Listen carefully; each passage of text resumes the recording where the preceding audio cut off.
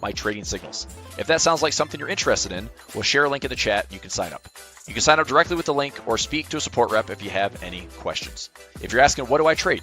Pretty much everything. Indexes, ETFs, stocks, options, futures, Forex, and crypto. Thoughtful analysis, active trading. Check it out. And now, back to the show. Hey everybody, happy Thursday. Welcome back. So it's been about 50 minutes into the open. Supposed to have this big announcement from Donald Trump with the US, UK, some trade deal. Like, we're going to celebrate one trade deal. Cool. Markets haven't done anything yet. So I usually sell some premium in the morning on the SPX, but because Trump was on the calendar at 10 o'clock, I was thinking there's going to be some direction.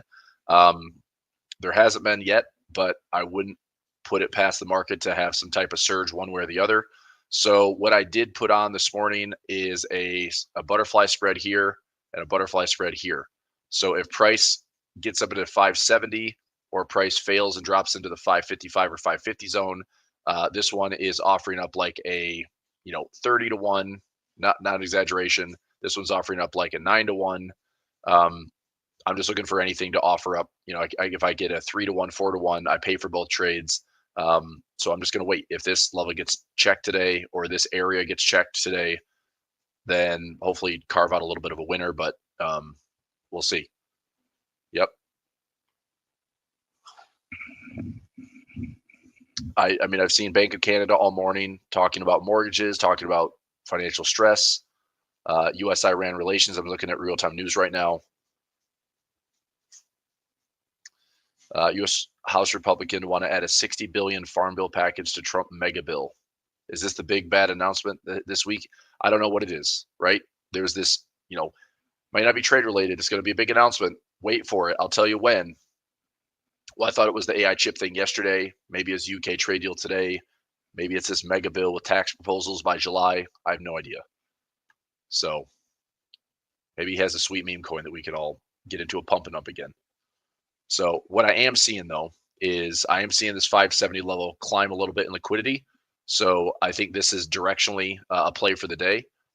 We are getting it's not really a breakout, though. I mean, I've got the call side just barely above the put side, but 570 is growing in real time. So that's what I'm trading. I mean, directionally, now that we have the Fed out of the way, I'm thinking there's some flows. Maybe we try to push up towards highs on Thursday, Friday. Earnings have been interesting. I've got a handful of earnings trades that are still running. I closed out one this morning for a win. I've got a bunch of other ones that are just, I'm hoping they, either have a push today or tomorrow before expiration, and we'll keep an eye on things. So I actually wanted to have a discussion today on, I did some math yesterday comparing just a very simple covered call on the SPY, the Qs, and the IWM. Now, I don't personally love the IWM. I really don't, because I think that small caps are going to continue to struggle, especially until the Fed cuts. I do think that small caps will have a really nice comeback when it's, I think, rates do come down. So maybe it's July onwards. But here's my thought. If we're going to see the Russell fall 15%, I at least have to have a hedge trade for that. But if you do a 1 week at the money covered call on IWM, meaning I buy the shares at $200 or $199.20, and I sell an at the money covered call. If I did this basically week to week to week, if I let's say I buy it at $199.26 and it goes up higher, well, I'm going to roll it. If it's above my strike, I'm going to roll it. And the next week, if it was above it, I'm going to roll it. And the next week, I'm going to roll it.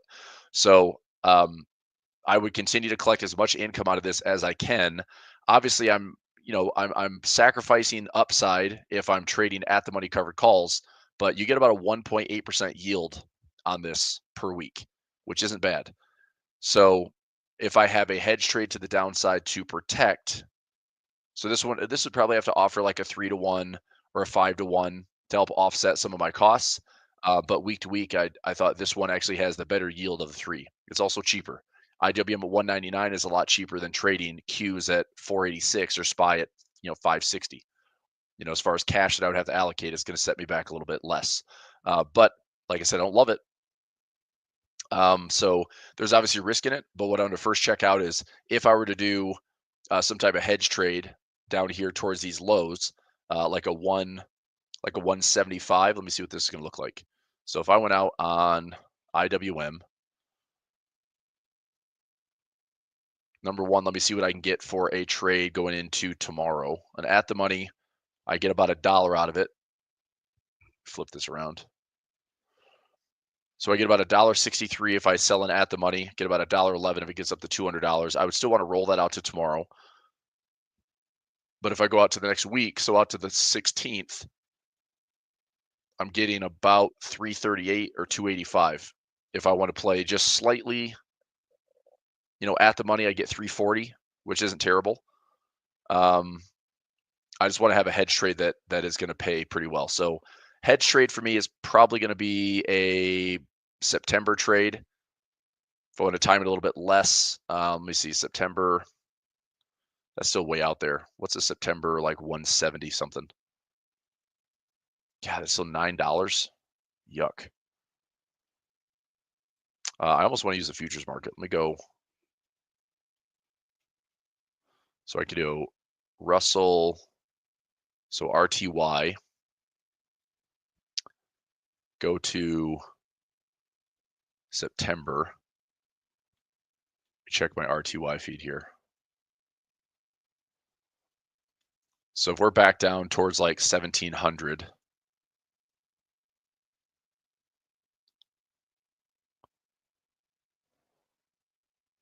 I mean, that's not bad.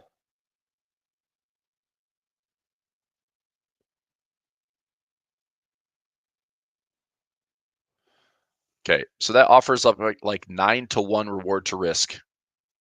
So it's not a bad hedge. I wouldn't necessarily be able to get the full like $4,500, but I could probably turn $500 into, $500. I could turn $500 into $1,000, take a fraction of that profit, even if I'm not right in the timing of this, but at least would make me feel a little bit better about downside protection.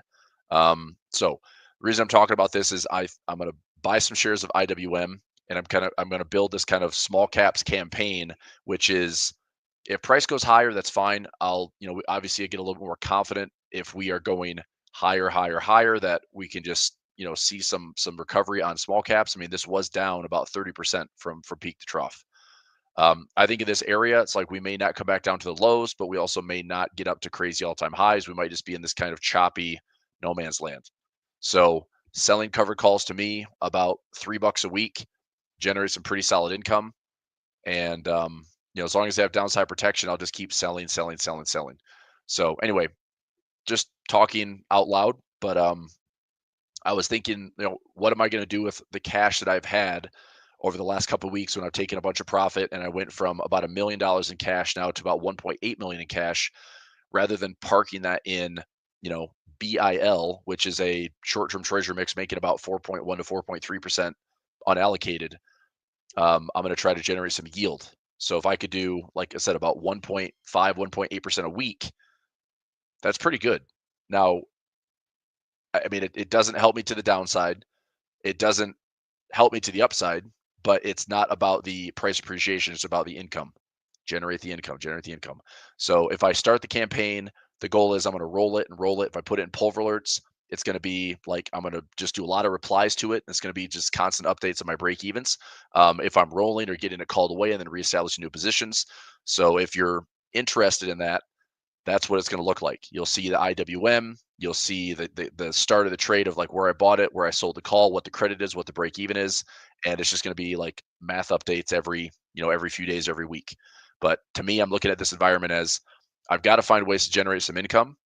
As long as I have downside protection, then I'm going to be a little bit more aggressive. If the price goes up, that's okay. But I don't think the Russell is going to make this screaming move to the upside without having rates go down.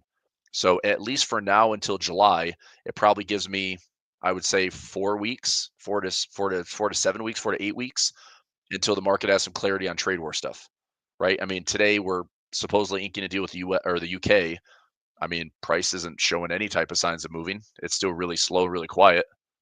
Maybe we leak up to 570 today on the SPY, maybe this 5,700 handle or so on SPX.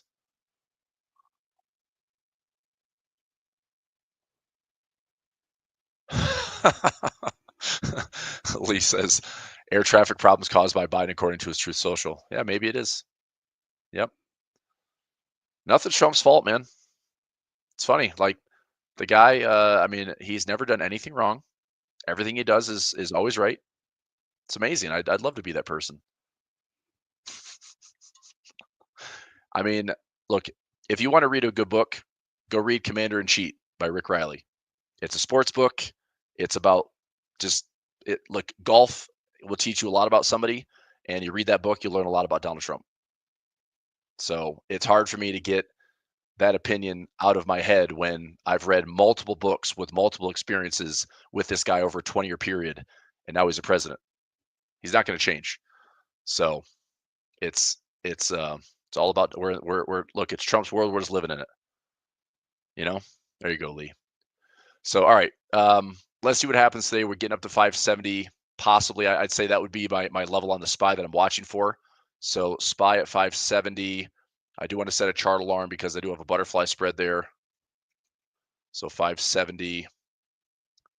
If we get up there, and then if we fail, we go down to like 555. We got a butterfly down there as well. If there's a big nothing burger and nothing's really happening, so be it. Okay, so here's what I'm going to do. I'm going to start this campaign on IWM, start getting this tracked out. And if you'd like to, take the crazy train with me, you're more than welcome to, but I'm using it as a chance to go generate some income. So basically, this is an IWM covered call campaign, which I'm just trying to use the IWM and its premiums in order to generate income every single week. I probably have to put on a like a futures related hedge just to help me to protect the downside. So I don't have to worry about the timing per se, but if we drop, 200-300 points, I want to have some type of ability to turn, some reward and offset the potential drawdown of an IWM that could go down, 10 to 15% to revisit lows. Okay. So first and foremost, let me start with IWM. So let me buy some shares of IWM. So go to the ask price. I'm going to buy 100 shares, 199.83. Okay, trade is in.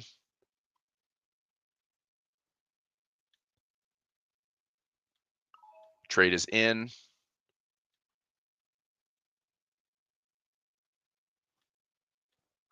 Trade is in.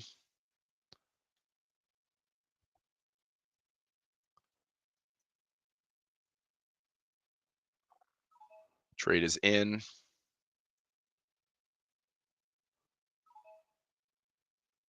And 9072.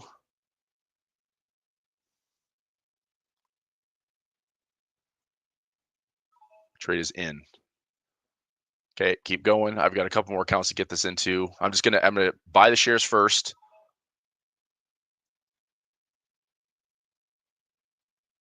And okay. 6761.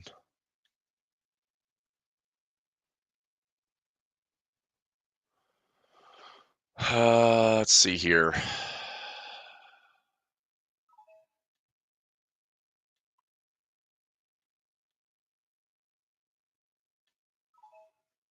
Okay, so still working through it.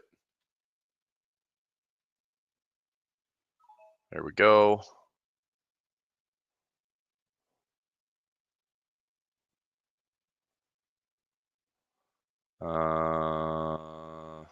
Okay.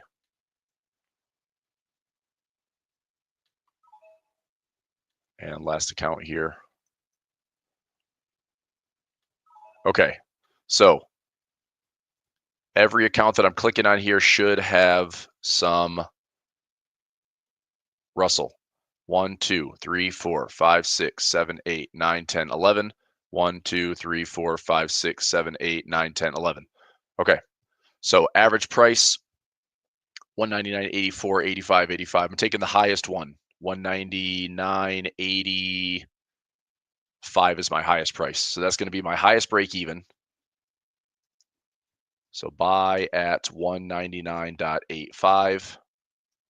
Okay, now I need to sell. Let's see if I can sell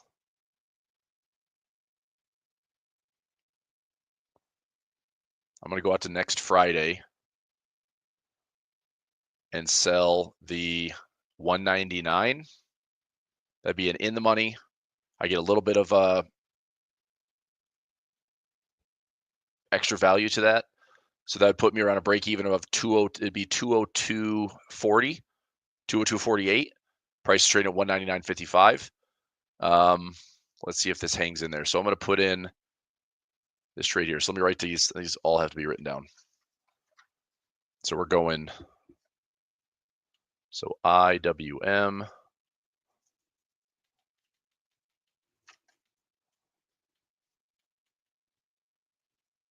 So 68309732.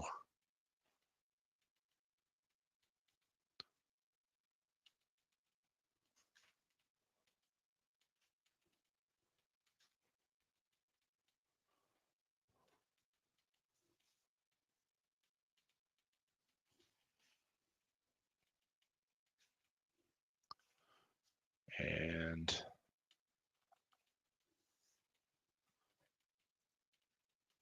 okay, so all the accounts right there.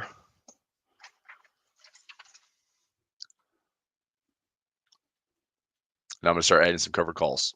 So I'm going to go out to, let's go 200. So it's trading at 199.52. I'm going to go out to $200, try to collect about 290 on this trade. So I'm going to sell this. So one contract I'm going to sell. These are all 100 shares. So trade the 200, get filled here for 291.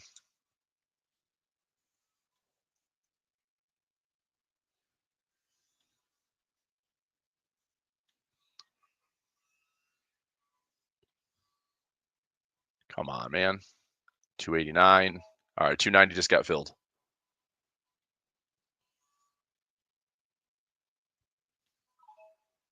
All right, getting filled at 290.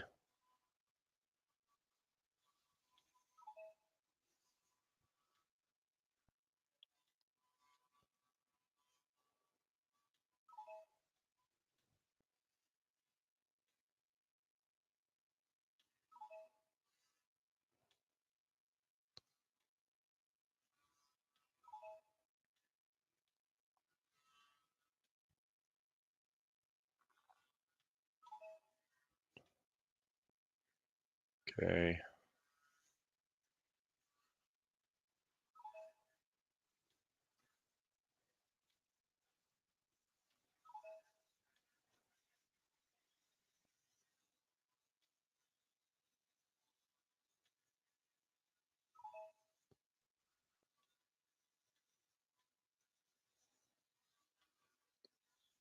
Come on.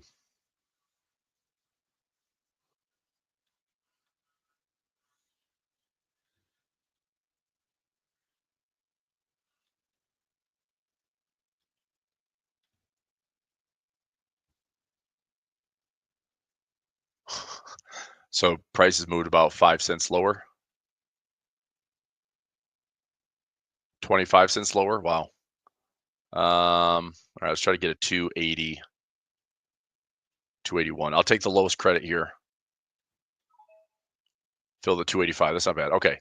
So 199.85 is my buy trade. Let me look at the lowest fill. Added a 516 expiration. 200 sell call. Lowest credit fill 290. Lowest credit fill was 285. All right, so that gives me a break even. 199.85 minus 2.85. Break even is 197. It worked out pretty well, actually. 197 break even. We're trading at 199.38. If it's higher going into next week, I'm going to roll it. So my goal is just to keep rolling as much as I can. I'll figure out how I want to hedge this to have some downside protection. But that's it. So campaign has officially begun, and I'll get this added into Pulver Alerts. So this is going to be under my index trades, and I'll list this one as a campaign trade. So IWM covered call campaign trade. So buy 100 shares at 199. What was my highest price? 85. Adding a 5/16 expiration, 200 sell call for 285 credit. New break-even price is 197. Goal is to add, roll a covered call to these own shares weekly. I don't want the shares to be called away. Any rolls, I want to roll for credit by rolling out in time.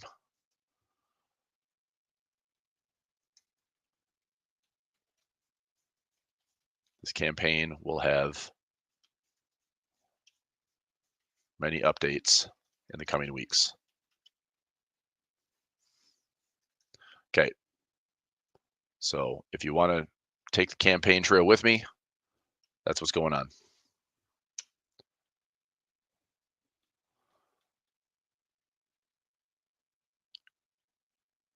Okay, all right. So got that in. I will look at a hedge trade and I'll add that to it. I think the hedge trade will probably be in the futures market, so it costs me very little in order to protect.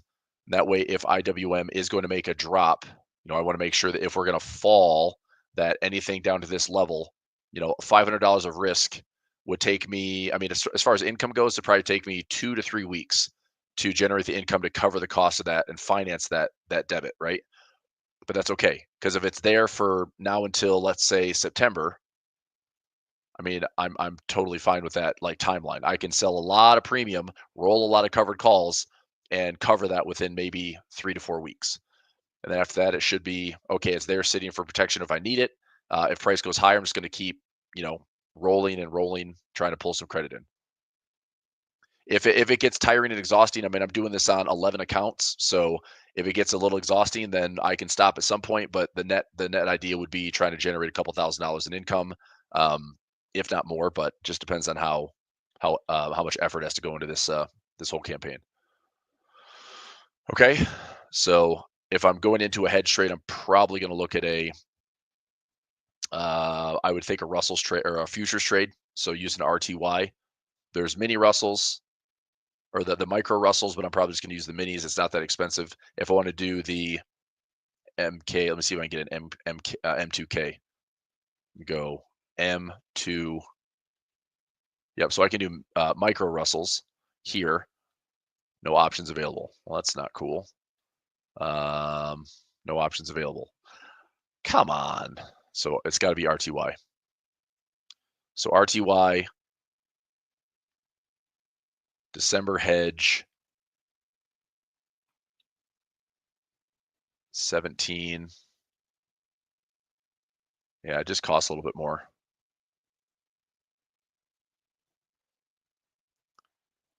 Maybe I go way out of the money.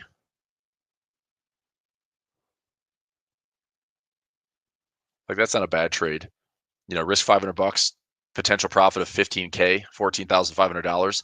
It's not about turning it into $14,500. It's about having price. If I need it, price drops. All these deltas change. Like if we get down to 1,700, this 6 delta is going to become like a 15 or 20 delta. Well, that should increase my value of this put spread. So I pay, max risk of $490. I like this trade. This is going to be a 12/19 expiration, 1,400 by 1,100.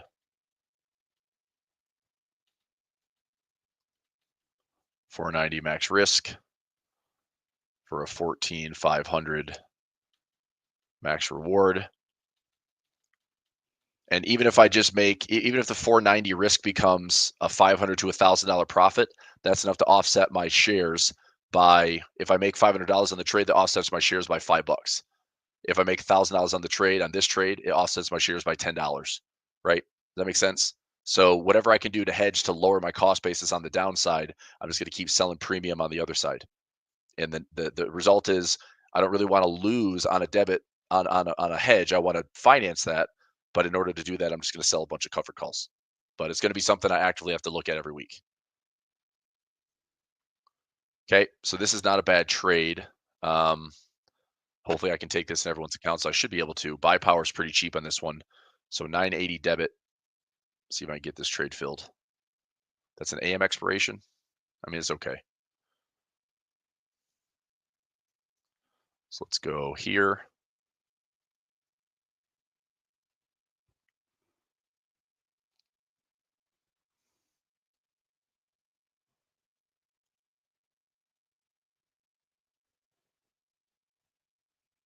So pending at 980. Once I get this filled, come on, man. There we go. Let's try to replace this 980, 990. I don't want this costing too much more than $500. Really? All right, I'll go 10 cents more. It's cost me $510. All right, that filled. All right, that's fine. So max risk $500, $510. So let's get through everyone's accounts here. 3, 4, here, here, here, here, here, here, and here. Should be 11. 1, 2, 3, 4, 5, 6, 7, 8, 9, 10, 11. Yep. So that filled.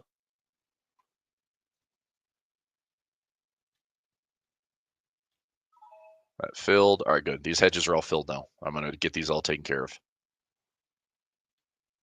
So I should have 11 of these filled when I'm all done.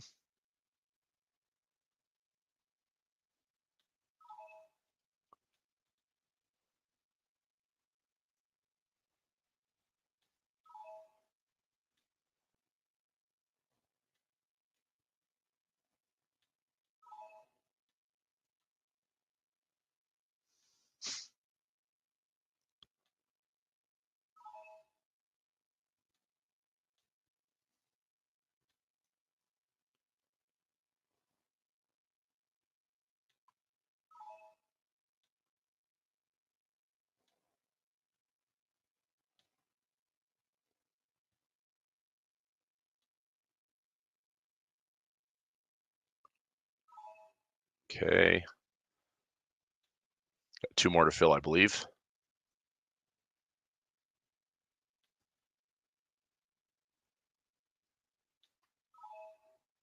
And last one. Okay, this should be 1, 2, 3, 4, 5, 6, 7, 8, 9, 10, 11. Okay, so I'm hedged. Let me add to this in the Pulver alerts. Edit message. Also adding a downside hedge with high reward to risk.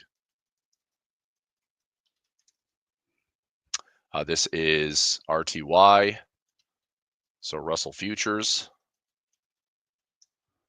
12/19 expiration, buy the 1400 put, sell the 1100 put, 10/10 debit,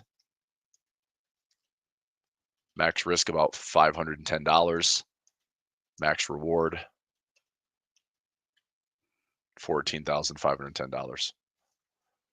Unlikely to get $14,510, but to turn that into, I mean, what's the math on that? So 14,510 divided by 510, you're looking at about a 28-to-1 if it's there. So turning that into a 2-to-1, 3-to-1, 4-to-1 is higher probability. So realistically, for every $1,000 that I can make in that trade, even $500 I can make in that trade, that's lowering my IWM cost basis by $5. Does that make sense? So that's the plan. If I lower my cost basis, I mean, I'm just going to playing the game. Selling a lot of premium. I've got the hedge set that's out in the distance. I don't have to worry about the timeline on that necessarily. Now I just focus on every week selling premium. And the reason I'm doing that is because if we're going into a choppy market, right? If the market's sideways, struggling to go higher, not really going too much lower, the best thing I can do is just collect income, collect premium. Um, I'm not super bullish on anything right now. I mean, I think we still have to wait and see what gold does. I think we still have to wait and see if the futures or the forex market is going to make any big moves. Mag 7 is still pretty quiet. Like liquidity, volume, volatility has all changed a lot these last couple weeks. This melt up has kind of caused the market to. It just seems like a lot of money sitting on the sidelines. I know that always seems to be the case, but I just don't know where big money is going. You know, so I think there's the wait and see. It might be a wait and see until July. It might be a wait and see until the Fed starts to cut rates. But if I'm in a position for it in 8 weeks and I can generate income on it, I'm going to. Okay, so that's the plan, and that is now updated. Yep. All right, so I'll add that in here too.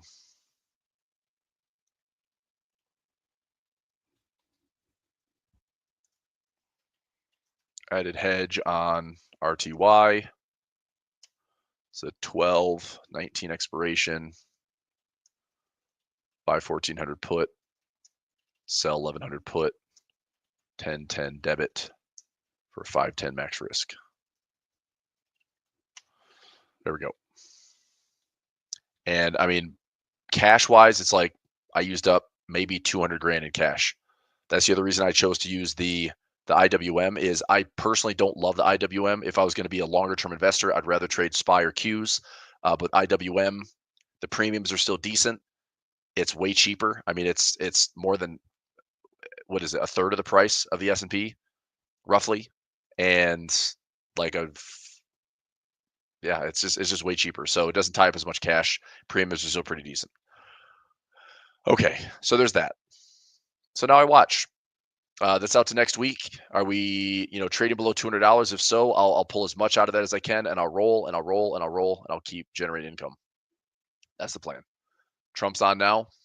All right, well, buckle up, I guess. So I've got chart alarm set 570, 550. Is Trump going to say something market wants to hear? Is it going to be disappointed if we priced in trade deals? If we not, I have no idea. Here's your price action. Currency strength on the morning. Japanese yen is weaker, pound is up, dollar's getting a little bit of a bid here if this starts to scream up in the next 5 or 10 minutes. Otherwise, we'll see. Japanese yen a little bit softer. Volatility on the currencies are still pretty light, 50 and 60 on the vertical axis. So no major standouts here. So my 570 liquidity level is still valid. My 550 liquidity level is changing, but still kind of standing out a little bit. So 570, 550. I mean, price doesn't have to go to either one of them today. It could just be no man's land. Okay.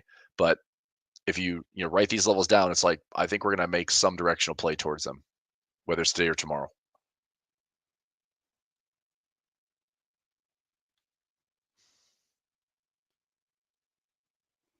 Okay. How did our little SPX trade? It had, an hour plus into trading. What the heck did it do today?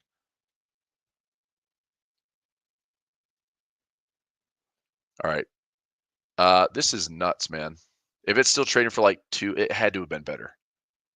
I don't know. This is the trade I was looking at this morning, and it's kind of moving around a little bit, but maybe not. It was weird. It was a weird morning. I usually just sell premium and don't even look back, but because Trump was on the calendar at 10 o'clock, I held off and we watched this thing for 30, almost 40 minutes, 45 minutes, and it didn't really offer any premium. Like meaning this, if you sell premium, time works in your favor, and it's as if there was no time decay this morning. So it's still, price is moving a little bit.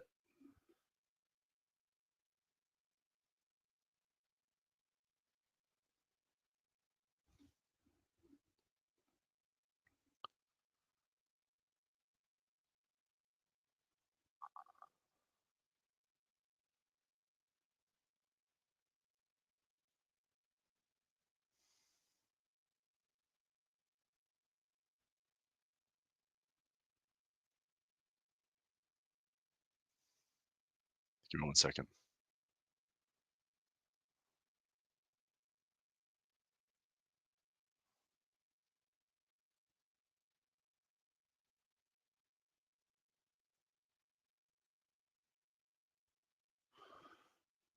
Okay. Any breaking news? What's going on? In the old real-time news. Here we go. Trump, Trump, Trump, Trump, Trump. This is a very special day. Tremendous deal for both nations. Oh man, anybody can do an impression of this guy. Just speak superlatives and hyperbole. Um, Rare earth deal with Ukraine. Speaking to Zelensky, reached a breakthrough deal with the UK. Oh my God. The final details will be written up in the coming weeks. It's not even done. U.S. chemicals, machinery, meetings planned. We have many meetings planned. Every nation wants a deal. We've got Besant meeting with China. UK into the economic security alignment with the U.S. U.S. UK work together on steel. All right. It will boost trade and create jobs. Will it? This UK Prime Minister. That's what it says. So are they together? Are they speaking together live, like sitting in the same room? Anyway, all right. Look, let's watch the price. I've got chart alarm set. I'm going to do some other analysis. So let's go top down. I don't think anyone's going to be surprised to see the market pull back a little bit. If we do go up a little bit higher, I think they're still running into some heavy resistance. So, I mean, as I mentioned here over the phone, okay. It's actually just somebody just impersonating the UK. We're just faking this whole thing in the US. Anyway, these are the levels I'm watching. In case we have pullbacks, these would be the levels I would see some structure support. A very tiny pullback right in there. The low we had on that Monday and a gap fill. If we get a little bit nastier, then obviously a gap fill. So I think that all these are pretty well supported. Truthfully, I think these are pretty well supported. This area with a previous low, I could see this 5,500 zone being pretty well supported. If we fall deeper, it would be somewhere between like 54 and 50, probably 54 to 5,300, just because that's a really obvious gap. But on the right side of this trend line, okay, now that we are on the right-hand side of the trend line, any real pullback here that doesn't look like we're just revisiting the same drama we had back in April would be an opportunity to look to go long. I do want to position long in these markets, unless price tells me otherwise. But I think just this is probably the most noisy zone right here. It's just very noisy, lots of chop, and I'm going to do my best to sell a bunch of premium. Okay, Qs. Same thing on the Qs. Where would I look for pullbacks? We pull back into 470, pull back into like 450. If it gets a little bit more volatile, 440. But to me, these are all areas where I'm liking the potential bottom and see if this is going to be a swing trade, right? We are at this high, Is this a neckline? So as I said, I'm kind of warning traders, like, don't guess that this is a bottom. Okay. But with defined risk, I don't mind taking a small stab at it, doing an option trade. If I'm right, I get rewarded there, and then I can position for this neckline break, and we can actually have more of a directional play where I don't look. This is not a spot that I want to sell premium, right? This is a spot that I want to be riding long side. I want to ride debit spreads. I want to ride call options. That's where I want to be taking advantage of that profit. So I can take some bites here with defined risk, and then if we get a nice directional play, then we can leverage up a little bit, and I can sell credit spreads along the way. I can buy debit spreads along the way, and have a directional play. So some key levels there to watch. We're sitting right back to the 200 moving average.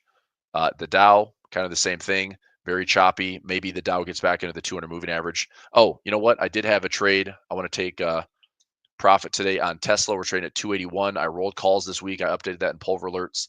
I do have a 111 trade on Tesla that I need to close out. And also, I wanted to look at a trade on UNH today for United Health Group. I found a trade yesterday. It's like $600 or $700 of income for a stock that I would say I'm willing to own it. So let me go to Tesla.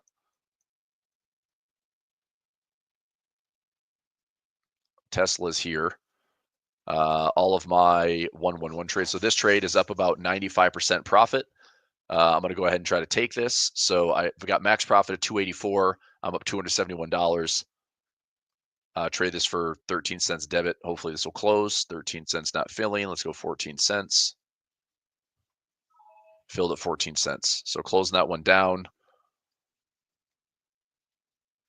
So Tesla is a 284. Close for 14 cents. Tesla here, close for 14 cents. Good.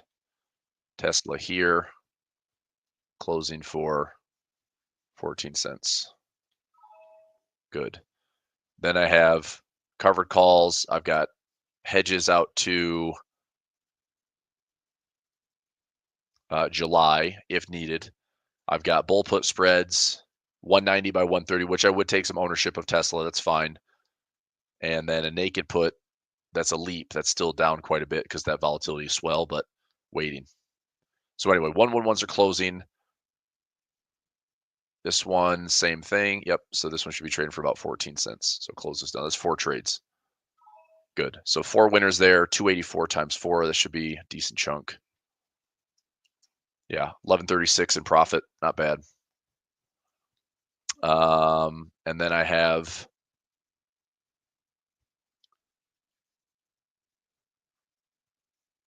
if price drops, I've got an out of the money put just in case. It's pretty cheap.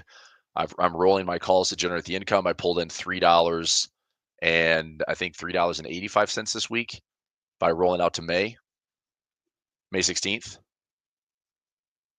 So there's that one. And then I want to look at a new trade on UNH, which is trading at 388.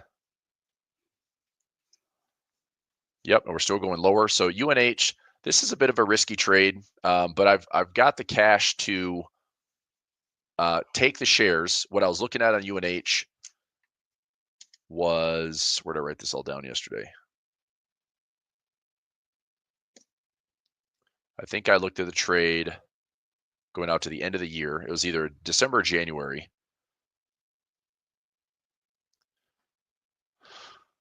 But zoom out to the weekly. This level around 290.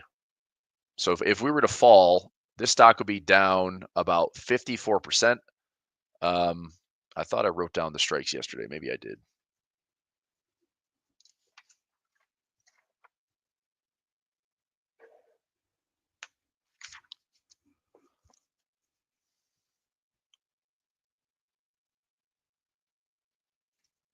Looking. Okay. Oh well, I'll build it again. So I was looking at a ratio spread. I think it was the 290. Let me just play around with some of the numbers here. So going out to January, 270 by 260. Yep, this is about it. So a 270 by 260 ratio spread. I do have risk in the trade. It would tie up some cash, but getting $600. I know it's kind of out to the end of the year, but it's an income trade. Probability of profit's pretty high. If I want to collect a little bit more income, I can do about a 90% chance of profit, collect another $100 on the income side. The ownership is what I'm kind of interested in. So to me, it's not a big deal. Like 270, here'd be the ownership price. If I took assignment, which means price has to drop all the way to 270, 270 minus 10 minus 744, I would own shares at 252. So 252 from the all-time highs would be, it'd be a 60% decline. I mean, are we coming back to COVID lows? Maybe, but unlikely. So I think to be safe, I'll take this trade here. Get over $600. Probability of profit's pretty high. If volatility, decreases on UNH and we start to bottom out and go back up, the trade is really this. If price goes up on UNH, so we go from this just like death drop up to let's say 440 or so, or we just pull back, let's just take a fib. So this is one giant wave and we pull back, let's say 23 to 38%, then that $6.18 is probably going to be trading for, let's say 350 or less.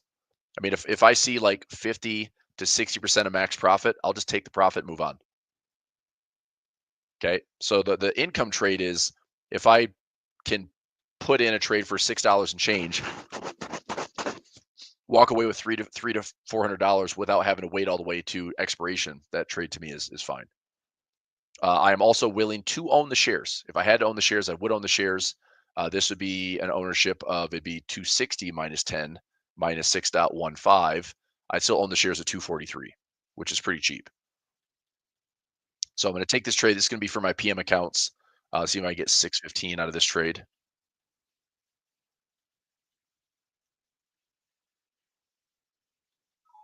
622 got filled. Good.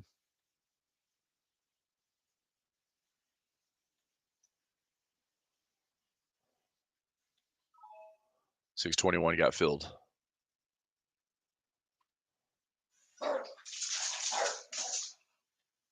$620 got filled.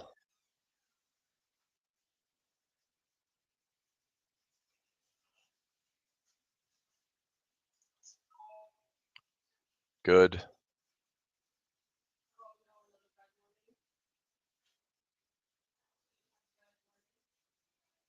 And this one here. Okay. So trade is in. So UNH, it's a 116 expiration, buy the 270 put.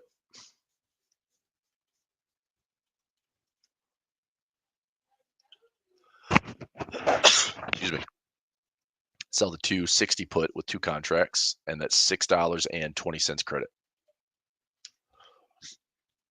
So the way that trade looks, if I wanted to build that out, let me go option strat.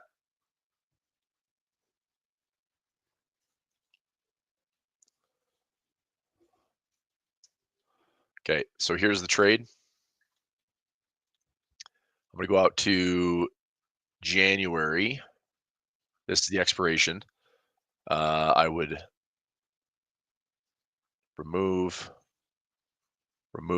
Just going to focus on the puts. So that's a sell put. Here's a buy put. There. So I have the buy put and I have the sell put. I'm going to increase this quantity to a -2. And we're going all the way down here to 260 and a 270. There. So if I have a -2, I'm trying to separate these two. What the heck? I want the quantity to change, guys. Weird. Oh yeah, there you go, unlink. So now there's a ratio spread. So if I sell 2, buy 1, this is what the trade looks like.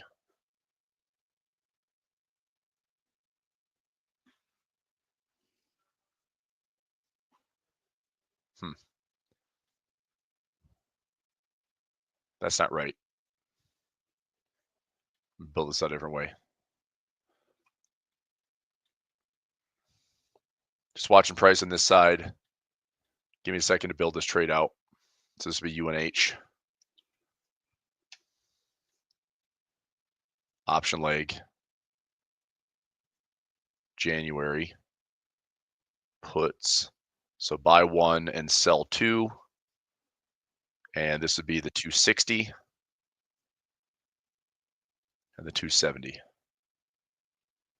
There. So I'm buying the 270 with 1 contract, selling 2 with the 260. That's what a ratio spread looks like. So if price stays here, if price just hangs out here, that's the income that just time works in my favor.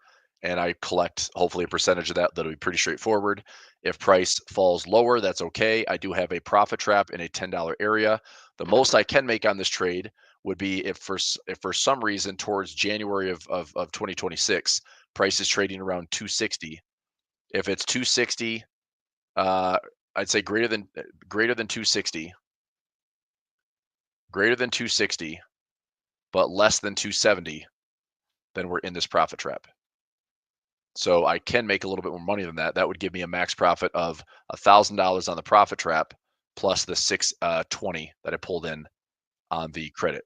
So max profit on the trade is $1,600. But more than likely, it's going to stay somewhere in here, and I'll just make off the credit that I pulled in. I'll make a portion of that and close it out for some income. Okay, so that's what the ratio spread is going to look like. That's the trade. We go. So what's interesting about this, now that I'm seeing this, is according to this right now with the current implied volatility, the one standard deviation move is way out here to way up here. Now, having UNH drop as fast as it did, I mean, I don't think that the IV is going to stay this high, especially for basically a healthcare insurance company.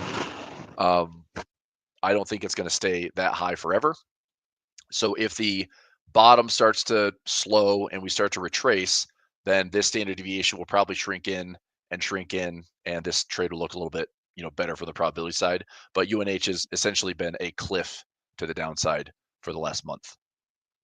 There's your stock. I mean, this thing just in a weekly chart in 1, 2, 3 weeks in a row, this thing has just been blasted lower. And it's okay. I'm trying to take advantage of hopefully a simple income trade. It does take some capital to take it. So if it's a little bit too capital intense for you, then obviously don't take the trade. Sell 2 buy 1. I don't know why it's showing up weird on my screen for that option strap build. Should be more of like that, the kind of the peak. There's a profit peak and a ratio spread. Anyway, IV 38.9. Huh. Yeah, that's really weird. Anyway, I built it out. It's fine. So I'm in. That trade's in. I'll get that posted as well. And I've got a screenshot.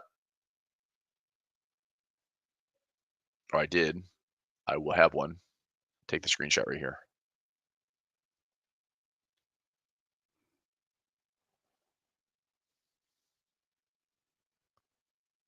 There's the trade.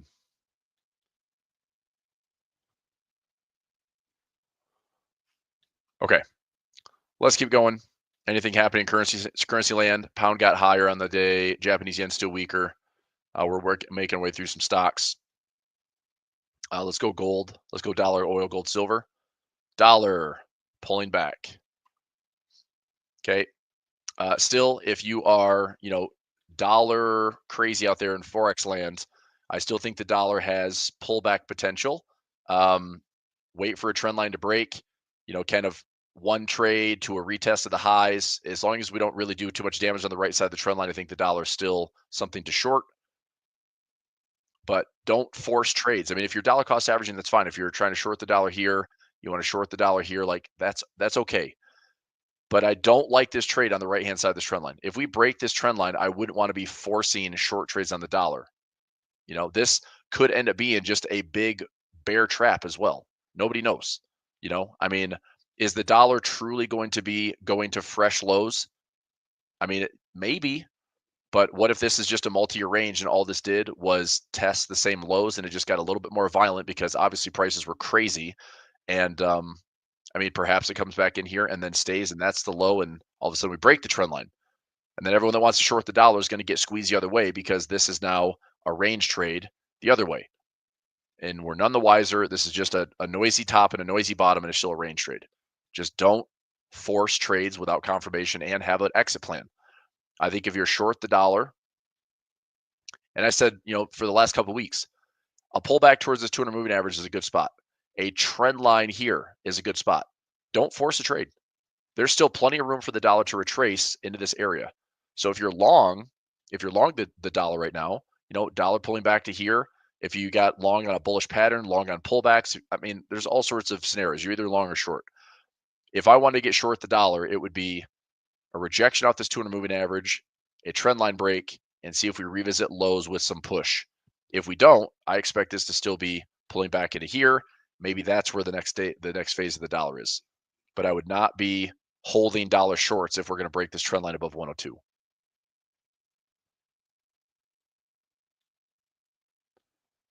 Okay, it says dollar oil, 59. I bailed on my CL trade. I've got nothing in oil right now. Probably as low as holding for right at this moment. That's fine. I'm still long UNG. I actually need to sell on my diagonal spread. I need to sell into the leg. I'm long at $5, and I sold at 23. That expired in April, so I need to sell another call. Probably lower the cost basis a little bit more. I'm going to make sure I do that today. So let me sell some UNH or UNG. UNH is new, and I need to sell call. Gold, 33.59. This is why I didn't take the bait on buying gold. I think it's still choppy. I think it's still potentially consolidating. I still like gold to get some dips and pullbacks. Silver, same thing, pretty choppy. I'm happy to buy more silver in 29 to 26. Bitcoin is Bitcoin making a run. Okay. Well, not going to complain about that. So it looks like my, thoughts of a pullback not happening, a pullback not really happening, a pullback. I mean, this isn't a fib to me. So I'm going to go ahead and just delete the fib. And I still think there is that potential for a range trade, but we won't know that until we potentially hit resistance. I mean, if you bought Bitcoin down here and you're trading it, that's a great spot for profit, right? Don't be surprised if we do hit resistance and we come back down to lows again, and this is just a larger accumulation. I still like Bitcoin. I think if we surprise to the highs, that's great. It's fine. Bulls are running with it. I think Bitcoin would again cement its little reputation as being a major diversifier and a major alternative play, like against the dollar, against the fiat system, against, I mean, the old guard. I guess that's kind of what Bitcoin is going against the grain for. But it'd be a nice surprise to have this thing go into all-time highs. If there's risk appetite, let's see what the markets do too. But so far, Bitcoin is behaving pretty nicely. And here you go. Here's some Trump stuff. Very close on numerous deals. We don't know what. We don't know who. So as he probably exactly how he wants it is all eyes on me, and I'll tell you when I want to. And the world hangs in his every tweet and press conference, headline, whatever. Anyway, Bitcoin looks good. IBIT still looks good. I've got some covered calls in this one that I will also intend to roll. I don't want to get rid of this. So IBIT for the shares that I own, which it's quite a few. Let me go. So IBIT is up about $49,000. I've got May 16th. This is next week, $62. I don't think we're going to make a run to $62. So I've got some covered calls. Let me update this one too. So a covered call.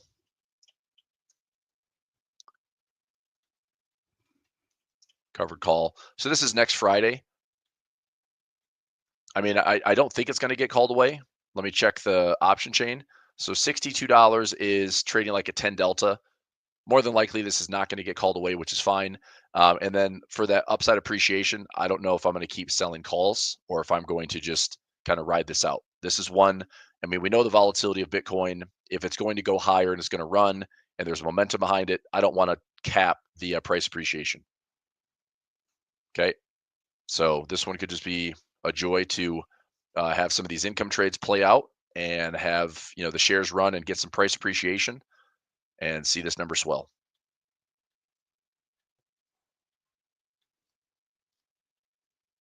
MicroStrategy, let me check in this one. This one's creeping up to some fresh highs. I have some bull call spreads in this one that are now up. Bull call spreads up about $325. Come on, man. I mean, it's out to January, but we're making a nice surge above 390. So I may close this one down a little bit earlier. If I'm seeing like $500 of profit, $600 of profit, then I'll probably close this. And I also have some covered calls in June. 310. I also might still roll this by another week or so. If we're way above 310 on MicroStrategy, I'm gonna roll it a week and see if I can get, $3, $4, $5 income and collect this all the way until like June is like my big question mark. If June trade war, maybe I don't know. I'm trying to be prepared both ways, but obviously if the US is inking all these deals, the markets are going to run fine, it'll be fine. But if we come into July and we're like, well, we're still working on this, if all this talk is like the US has done very little. We've inked deals with like two countries, you know. I don't know if the market takes that as like this is all just a bunch of crap. So I'm pretty bullish, at least for like a income generating window on like this is a way in the money call, right? We're trading at $400. I'm $100 in the money. So I'm capping my upside, but my break even is down to 254. I can still sell a call, but I don't want to do it until we get closer to expiration. So that way it's like I've pulled out everything I can out of this one. I don't want to go out too much farther for like, I'll see. Let me see what one more week is. If I just close this trade, I don't know why it won't let me just, there we go. So let me try just this trade here. So if I roll this, because I can't even get a strike for it. That sucks. Oh my gosh. So I can move my strike up $15 and pay $10, which I could still, let that get called away. But let me see. That's kind of wild. Yeah, this is fun. Let me go out to, I guess I'll make this decision when I have to. But if I went to July, if I roll this out to July, so quick roll this out to July 18th, I can keep the same strike. So I can roll it up $5 and get another dollar out of that trade, but that's going out an extra 30 days. I'm just going to let this go close to expiration. Right now, I know that I'm sitting on about 17K in profit in MSTR. I don't have to do anything. I'm still going to make 17 grand as long as we stay above 310. But as we get closer to expiration, I can make that decision on a week to week roll and just try to get something for it. So if it's offered up, I will. If I should be able to get all the strikes that I need. This is a pretty heavily traded stock now. Um, it's basically a 2 to 3 times leveraged Bitcoin trade. But if I can't do anything, I'm just going to let it get called away. I'll still make money on the trade. But if I can roll it, I will roll it. I just don't want to have to bump out 30 days right now. There we go. We're getting a bump up to the upside. I'm seeing SPY at 565 now. So we're getting a bump intraday. We're making some fresh highs. Let's see if we actually have some follow through. I've got a 570 alarm. So I'm looking to see if it would get up into that level. My liquidity level should be growing. Yep. So this jumped up from like a 350 net now to 537. So it is increasing a little bit. That 570 I put on a butterfly spread this morning. That should hopefully show some profit.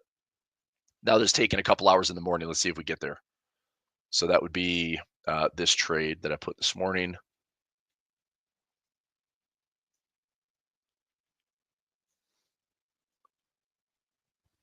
SPY. So the call side. Yeah. So I'm up about 30% on the trade right now. I'm trying to turn this one into closer to like 100% if I can.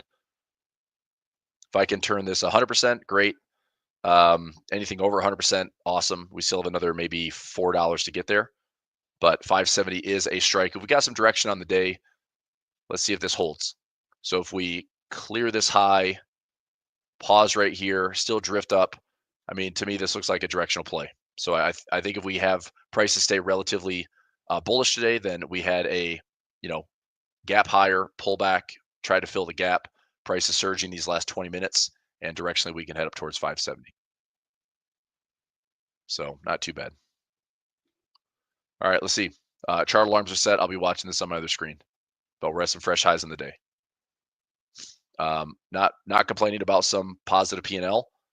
So I'm creeping up towards highs for the year, which is nice. Nasdaq, we did the Nasdaq earlier. Indexes wise, look, we're trying to work our way higher, but I think there's still some resistance ahead. We come back into this March pullback high. That would be like the perfect head and shoulders pattern. So right in here, we come up to this level, we hit some resistance, and then we pull back. Well, there's a head and shoulders, right? I mean, there's going to be lots of interesting price action in here because is there a right shoulder that people buy from? Is there a deeper right shoulder that people buy from? What would be a dumb trade, in my opinion, would be that we don't have any freaking pullback, and all this does is just melt up, and this is a straight V bottom. And we come all the way back to the highs again with no opportunity to really buy. That would piss me off. I want to see some type of pullback that I can say, all right, now I can start leveling back in for a trade to the all-time highs. So I'm thinking resistance is near-ish, but we could hit this March pullback high. Q, same thing. So Nasdaq, look left, we're at the 200 moving average. We're kind of just floundering around above it. But this pullback in March, right around this like 590 area, right around 593. So if we hit 493, do we go a little bit higher and then pull back? I still like the buy the dip, and then see how this survives the dip and see if we get back to all-time highs again. But I'm hoping that buyers at least have an opportunity to get a dip.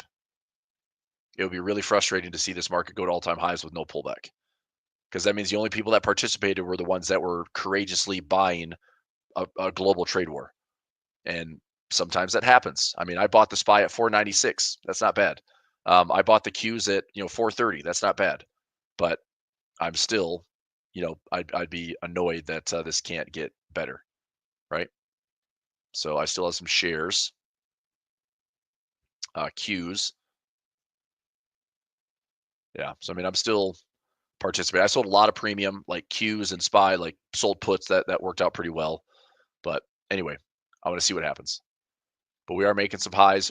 If you mark that down, 570 is swelling on the SPY. That's a butterfly spread that I'll be watching. So let me see if that one will look a little bit better. I did put in a profit target at 100%. So I paid 22 cents for it. I put in a 44-cent close. We still have another $3.50. I mean, I'm going to bump this up a little bit more. Let's see if we can get this up to like, let's go 60. Let's go 66 cents. So that'd be a 3-to-1. Bitcoin bias. I mean, look at the highs. Bitcoin is postured to look pretty good. I think we at least get if we don't have a pullback. I mean, the melt up continues. Look at 108, 109. We could obviously stall there, but if we break above 108, 109, I mean, I guess we're talking all time highs, and I've got measure moves to like 125, 135, 145. So, enjoy the ride if you get it. All right. So that 22 cents is now trading for 36, getting closer to up about 60% of that butterfly spread. I'm going to try to, I mean, I want to see a triple digit winner on that one if I can. But hopefully we're seeing 570 and change. That would be, I mean, it's not bad. That'd be a $9 move from today's low, but we certainly have enough volatility to get there. The Dow finally back to the 200 moving average. Same thing here, still room. Is there rejection here? Is there still room to drift up? Is there still room to make a head and shoulders type trade and pattern? Opportunity to buy, get back to all-time highs. So that's kind of my plan across the board right now is if we have, a lot of these, like the SPY, the Qs, the Dow, if we have some type of bullish pattern emerge, do we have an opportunity to buy the dip? And I am mindful that this might be a bull trap too. I mean, I'm not saying like this is a guarantee that we tap this high, pull back, that this is a buy the dip. One of the trickiest trades would be we get to this level. This is a perfect trap for the bears to say, all right, we got it from here. So I don't want to get super risky by deploying a bunch of capital thinking there's a dip when the market comes back down and revisits the April lows. So I'm still like quite cautious. I just hope we have at least an opportunity to see something pull back. All right, that's that. Russell, we're over $200. I've got that expiration out to next Friday. I'm just going to keep rolling these calls. VIX down again, 2248. See if this settles back into the teens. Bond volatility is down. Let's take a look at our bond market really quickly. I realized I was going to 11:30 already. All good. Gold, I still want to stay out. Silver, I'm waiting to buy 29s and 26s. Bitcoin's looking pretty darn good. Up over 100K again. I'm sure you're going to see some headlines on that later. MicroStrategy over 400 bucks into some fresh highs. Coinbase creeping up higher. Coinbase has earnings today after market, so keep an eye on that one. I don't have any exposure on Coinbase after closing out ratio spreads. Ethereum, get a nice little nudge. Let me see if there's like a headline. Is Bitcoin making a run? Anything extremely undervalued against Bitcoin. Yep, we know that. What's happening in crypto? Eyes 100K, traders brace for volatility. I mean, I'm just seeing, is there a why? Is there a catalyst? I'm not seeing anything. Copper, noise, Japanese yen, noise, FXY, this is Japanese yen. Here's EWJ, trying to get this one higher. DAX, right at the all-time highs, close to it. There's Fez. FTSE pulling back a little bit. Argentina, nice rip to the upside. I'm not long. I wanted to get long. I just didn't buy it here. China, sideways. Brazil, up. Good. Brazil is up. That's good.